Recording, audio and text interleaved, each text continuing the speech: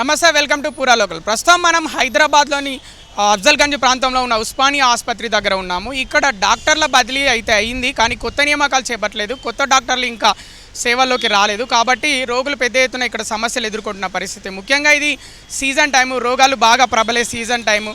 Dengue, malaria, chikungunya, viral ఫీవర్లతో రోగులు పెద్ద ఎత్తున హాస్పిటల్లో జాయిన్ అవుతున్న పరిస్థితి. వారికి సరైన టైంలో చికిత్స అందక, అంటే ట్రీట్మెంట్ సరిగా అందట్లేని పరిస్థితి. అలాగే ఎవరైతే పీజీ కంప్లీట్ చేసిన విద్యార్థులు, అలాగే జూనియర్ డాక్టర్లతో ట్రీట్మెంట్ ఇప్పిస్తున్న పరిస్థితి. మంచి డాక్టర్లు అందుబాటులో లేని పరిస్థితి అయితే కనిపిస్తుంది.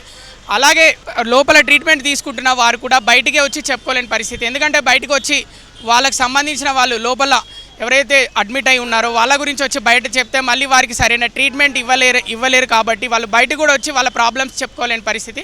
లోపల కూడా సరైన పడగలు, అంటే ఏదైతే వాళ్ళకి ఫెసిలిటీస్ ఉంటాయో రోగులకు సంబంధించి బెడ్స్ అయితేనేమి, వాళ్ళు కూర్చోవడానికి ప్లేస్ అయితేనేమి, ఇవన్నీ లేక బయటకు వారికి సంబంధించిన వారైనా కూడా ఇక్కడ బయటనే కూర్చుంటున్న పరిస్థితి మనం చూస్తున్నాం. ముఖ్యంగా హాస్పిటల్కి అయితే రద్దీ మధ్య బాగా విపరీతంగా పెరిగింది. ఎందుకంటే గత 2 నెలలుగా వర్షాలు కురుస్తున్న పరిస్థితి. కాబట్టి చాలామంది ఫీవర్స్ తోటి, దగ్గు, జ్వరాలతోటి జాయిన్ అవుతున్న పరిస్థితి. వాళ్ళకి టైంకి అయితే ట్రీట్మెంట్ అందట్లేదని మనం ఇదివరకు కూడా చూసాము వార్తల్లో. ఇప్పుడు కూడా తెలుస్తుంది. బయట ఈ రష్ చూస్తే మీకు అర్థమవుతుంది.